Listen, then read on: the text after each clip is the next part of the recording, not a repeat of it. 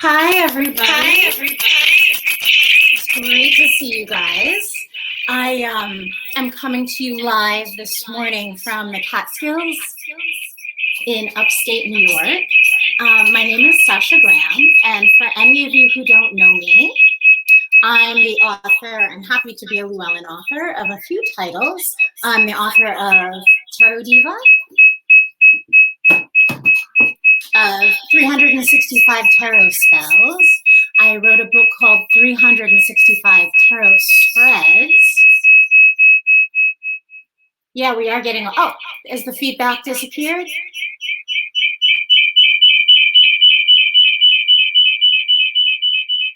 Wow, this sounds crazy, like I'm inside of, yeah. I can hear the echo too on my end.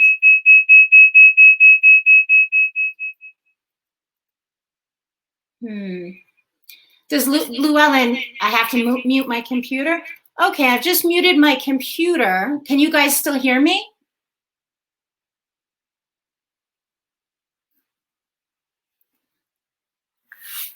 Oh, perfect, you can hear me.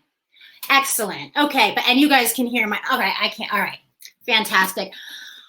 I apologize, I'm a little technologically challenged. Anyway, so sorry about that. My name is Sasha Graham, and I'm a Llewellyn author, obviously. I'm really excited to be here this morning to talk to you guys about shadow work. So my new deck, the Darkwood Tarot, which has just been released last week, I think it began shipping. This is I created this to be a shadow deck. Now, why a shadow deck? There's 10 million tarot decks out there. Why create a deck that is based in darkness? Why create a deck where we want to move into places within ourselves and in our lives that's uncomfortable? Well, I love tarot and I love reading, and we read the cards, right, for a million different reasons, right? We might pull a card every morning to see what we have to look forward to. It's so much fun to pull cards with our friends.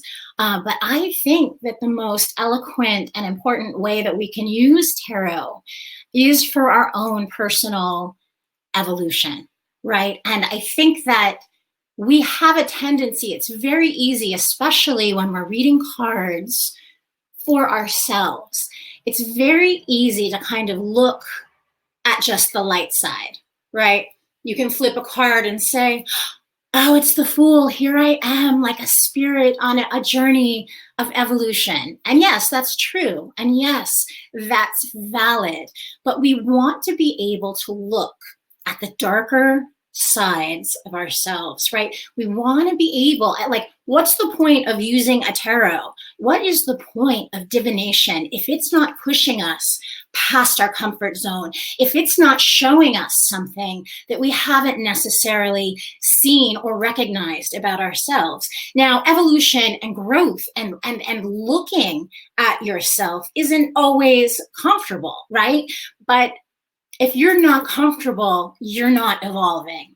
And you can look at this in like the kind of duality of life, right? When you're looking at something like a sunset or a canyon or a desert, and it's so beautiful, it hurts, right? It's breaking you open, right? So it is in these moments of either great beauty or great sadness or great distress that literally, and I always associate that with the Three of Swords tarot card, which is the heart opener.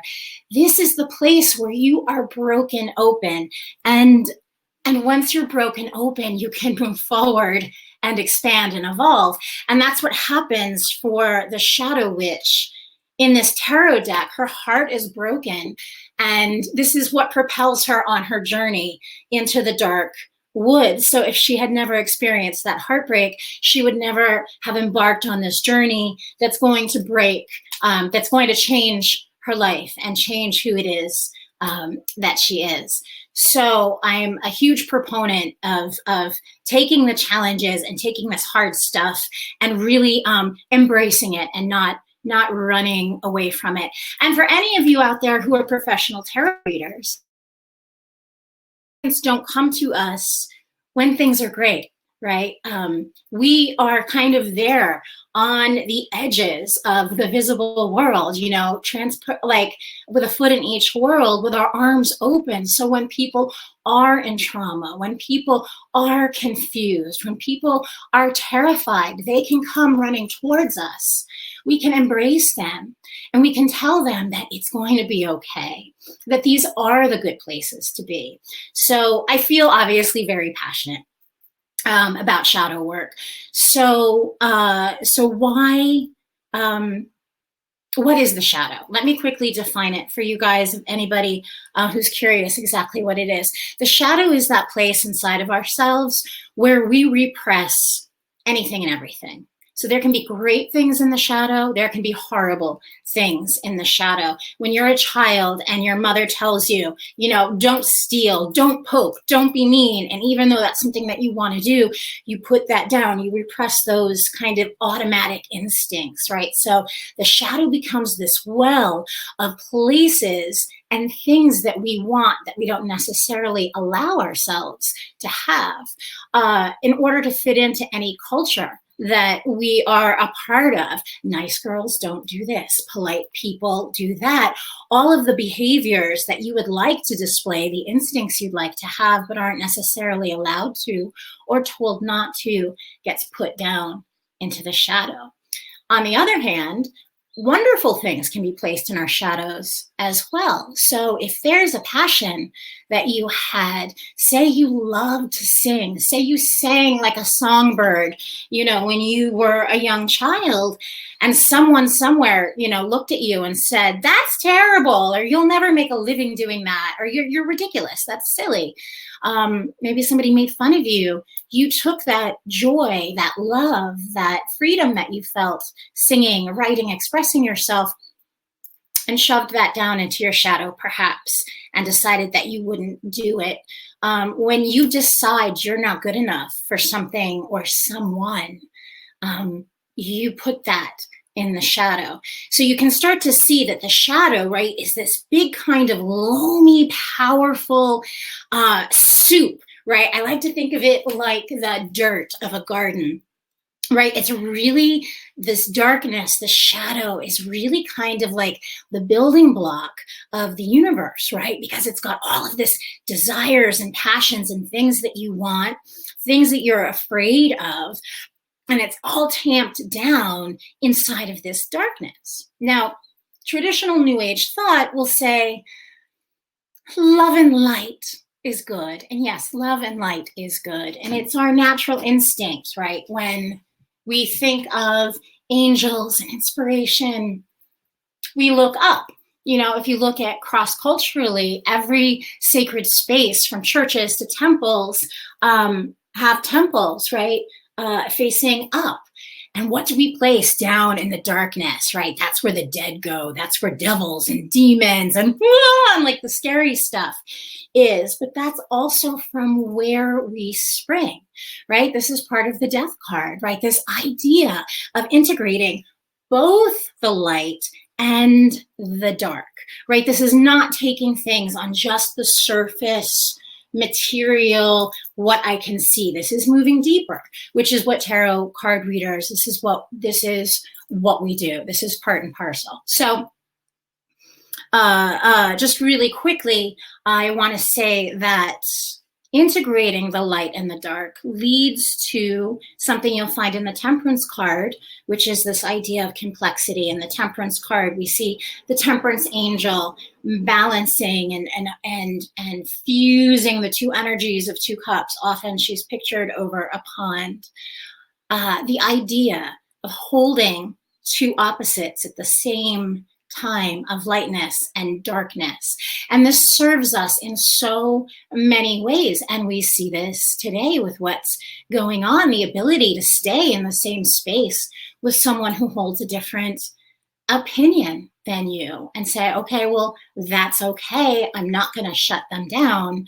I'm going to sit there with this. When we're acknowledging our own shadow, it leads to greater complexity and richness and depth in our own relationships. And that when you move into the shadow, you're able to acknowledge maybe some of the not so pretty things that are inside of you. For instance, I love my husband, you know, more than anyone. Like, love, love, love, adore that man.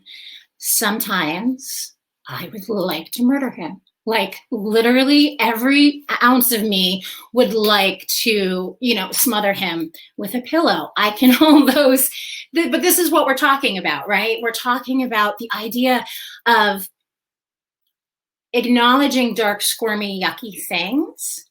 And just by acknowledging them doesn't mean that we necessarily have to act on them. Okay, so how can we start actively working with our shadows? How can we kind of figure out what may be lurking down there? So first, I'd like to take you guys through an exercise that you don't even need a tarot deck to do. So what I'd like you to do is take a piece of paper and a pen, or if you're not near a paper and a pen, just like on the notes application on your phone or wherever, I just want you to make a quick list of 5 things. And it could be 3, it doesn't have to be 5. 5 things that drive you crazy about other people. Now, it could be one person in particular.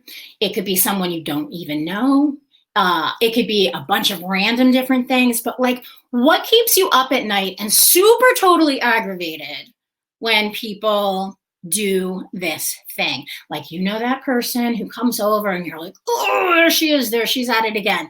Make a list, if you can, of 5 things that drive you crazy about other people.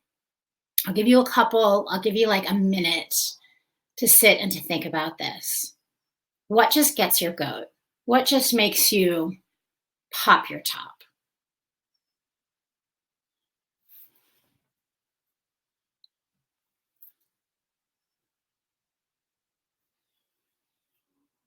And like I said, 2 or 3 things even, that's fine. That's just fine too. Okay, so taking a look at the things that you've listed. Circle the one thing that's the worst. The one thing that you really can't stand. Okay. The thing that you circled is the quality that is most pronounced inside of your shadow self. That is the one quality that you need to figure out how to integrate into your life, right? Because all of life is a projection, right? And what we focus on is what's inside of us. So it's really interesting. I love that. I love that exercise. And that's something that you can also keep in mind just as you move through your life, right? And part of, you know, sort of keeping on top of yourself. What is getting me? What's getting my goat? I mean, how many of us have been super annoyed by someone because they're doing exactly what we wish we were doing, right? That's a really, like, jealousy is one of those things in the shadow self that is really great to acknowledge, like, because there's nothing about shadow work that says you shouldn't feel jealous. You shouldn't feel murderous. You shouldn't want to sleep with your friend's husband. You shouldn't want to maybe sometimes murder something or run away, right? It's not about acting on those things, but it's about understanding it when it comes up and not repressing it. Because when you repress it, that's when it gets strong, and that's when it starts affecting your behavior. So how do we work with the shadow with our tarot cards? Now, this is the Empress from my Dark Wood Tarot, and we're going to be working with her in just a minute. In the dark wood and in any tarot deck, really, I love to use a reversal of the card as an opportunity to move into the card's shadow. Now, a reversal is when a card appears upside down to you in a reading. And typically, when we're working with tarot, there are a number of different ways that we can approach reversals, right? We can just ignore them altogether. And that's especially helpful if you're someone who's just starting to learn tarot. There's no reason to overwhelm yourself. Just ignore them, turn them right side up until you're ready to work with them. So you can ignore a reversal. You can look at a reversal as a blockage that's in your life, and then it becomes kind of a magical action when you've got, say, we've got this reversed Empress, and she's saying you're not being as creative as you could be, and then you take care of the block by just reversing her and saying, okay, that channel is now open for me. Like that's a magical action right there. So that's a way that you can use reversals. Reversals in large numbered card spreads become part of the pattern. Often they're the cards that are screaming, look at me, look at me. And they're asking you for extra attention. The traditional reversal is the opposite of a card's regular meaning. But when I talk about shadow reversing a card, what I'm talking about is an extra layer of darkness and richness. And to truly reverse a tarot card asks you to do two things. First of all, you are asked to actually enter the card, right? Every tarot card, every arcana, I like to think of them the archetypes like the energies of plants, right? We can move into the energy of archetypal mint or nasturtium in our gardens. We can move into that plant, explore that plant medicine. We can sometimes meet the people who journeyed there before us. Well, the same is true of tarot cards, right? So to actually move into a tarot card, it's kind of with a soft gaze, with your mind's eye. Maybe your eyes are open, maybe they're closed, but it's when you focus on the card and you allow your sacred imagination, right, to literally move inside the card. What do you see? What do you smell? What does the card sound like if the hermit starts speaking to you? What does her voice sound like? What does she have to say? Move beyond the boundaries of the card. What does it smell like? What time of day is it? This is personal work with the cards, right? This brings such a richness to your practice. No one in the world experiences tarot like you do, right? No one. So what the shadow self of a card asks you, or I would ask you to do, is to move into a particular card, explore the card for what it is. So let's just try that here with Empress. So we move into the archetype of the Empress, and we see that she is the mother pregnant. We see that she is the goddess of fertility, that she is expansion, that she is nurturing, that she is mother, right? Now, to move into the shadow, we move deeper into the card, and we see the polar dark side. If the Empress is the mother, then the shadow of the Empress is the murderer, right? She is the one who destroys children. She is the one who destroys the creativity of yourself or of other people. So when you move into the shadow side, when you move into the dark side of a tarot card, you then want to take a look at how you have waged this darkness on yourself.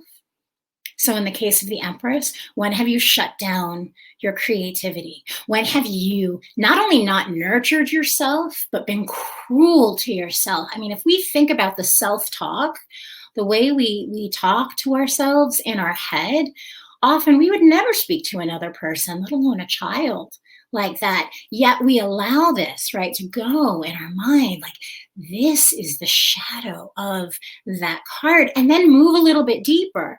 You know, when have you shut down the creativity of someone else? You know, you may not have been intending to do that. And this is the point of shadow work, right? We all justify our actions, right? The road to hell is paved with good intentions, right? They say. We all justify what we do. And even when we do bad, negative, or hurtful things, we'll make an excuse. Oh, I was stressed out. I was in a rush. I was tired. I wasn't thinking. I couldn't hear you. The gift of doing this work, right? The gift of, say, shadow reversing, the Empress, and maybe that translates into a time when you were really crappy that day, that you were just really a bad mom. Nobody's perfect, right? The gift of acknowledging that, right, is then we can make amends. You can acknowledge that maybe you shut down your best friend's creative idea, or that you yelled at your child. And the gift of that not only is the ability to apologize and make amends, you will not be as likely to do that again, right? Because you've shown light into your darkness. This technique is really, really great as well, because it also gives us an opportunity to move into some of the dark cards, like say the Three of Swords, the Five of Pentacles, the Nine of Swords, the scary cards. You can move into the scary cards, and when you go into their shadow sides, their shadows are actually fantastically bright and light. So you start to really understand that every single one of the cards in tarot are entire universes to themselves, and they're so thick and rich, and you never have to stop exploring. You get to go further and further. So I invite you guys to do that. Not necessarily I wouldn't necessarily look at a shadow reversal when you're doing a card spread. This is really more when you're exploring the cards on your own, journaling with the cards, and just want to like step into the invisible world that's kind of right in front of us and explore a little bit deeper. I'm going to open up the chat so that I can answer any questions that you guys have. A little Q&A session now. And so let me see. I think it's going to take a minute for for me to see your questions. I hope I articulated this well. The book inside of the Darkwood Tarot really explains this. Oh, okay. All right. So someone just asked, I see the questions now. Someone just asked, do I think that there are cards that don't have a shadow? Absolutely, positively not. Because the tarot is nothing more than a reflection of us. Everything that exists in the world is a universe unto itself, right? Even down to the like molecular levels, right? We have little circles, right? The light, the dark. Yeah, there's absolutely a shadow to every single person and every single card in the tarot deck. Somebody just asked, are there specific spreads to work with the shadow self? Yes, there are. You can find them inside the Darkwood Tarot. I have a shadow self spread, obviously. And then in my book, 365 Tarot Spreads, there's definitely shadow spreads in there as well. And obviously you can do a Google search, I'm sure. Find plenty of them. Don't hesitate to create a spread for yourself. I find creating your own spreads, you just go deeper with something that you've made yourself. So don't just rely on other people to make spreads for you. Figure out, what do you want to know? Where do you want to go? And then create your spreads. Somebody says, any evil comes out of this card. So this is a great question. I love this person just used the word evil. What is evil? Typically, it's associated with darkness. Evil is those things that other people do. Somebody cast evil on me. You know, when you're working with shadow work, and you have to recognize that the monsters, the demons, are not out there. They're inside of us, right? They're inside of us. So shadow work allows you to get really real with the darkness that exists inside. And by doing that, right, by taking responsibility for yourself and for your actions, you're not going to have to go out and blame other people. And history is rife with the, capital O others who have been blamed when the problem is really inside of ourselves. So that's my answer to that question. Thank you. Oh, thanks. Somebody is saying that she loves working with the new deck. Thank you. That's lovely. Somebody just asked, when is the tarot deck available? So the Darkwood Tarot just started shipping, I think, on June 8th. So you can get this now. And maybe do a curbside pickup at your favorite metaphysical store as well. Like, don't forget to support indie bookstores. We love them. It seems like a good deck to use while navigating therapy for trauma, which many people are facing right now. I agree with that, Mickey. I agree with that. There's so much trauma happening right now. But what is interesting about darkness and shadow, right, is that is also space. Right? The nature of the universe is dark. Most of the universe is dark matter. We are standing at the precipice of an incredible period of time where there's trauma, where people are grappling with the hardest things they've ever had to grapple with, but also at the same time, all of this space has opened up. And Einstein tells us that inside space, it's not just blank, it's more space, right? This is the expansion of the universe. This is the inhale and the exhale. This is never been more important to look at the dark sides of yourself and to take responsibility for the dark sides of yourself. Barbara had a good question that got looked over. So you were saying that the reversal work is more geared toward personal shadow exploration rather than working with others. What are your thoughts on performing tarot shadow work for others? Okay, so thank you, Raven. That's a really good question. I think that as a professional reader, right, you have to know who and what and where you're working with. I think that shadow work for some people can be really terrifying. I think we all know where our comfort zones are for readers as a reader. So as a general blanket statement, I would say this is definitely more something that you'll want to work on with yourself. Once you become proficient at kind of navigating your own shadow, perhaps you'll want to move out and do shadow work with other people. But then, some clients come to you and they're super evolved and they're like, let's go, I want to do some shadow work. So, if you're comfortable doing it and they're like on board and yes, and you know that it's a safe space, then yeah, go for it. Absolutely. It's a case-by-case basis.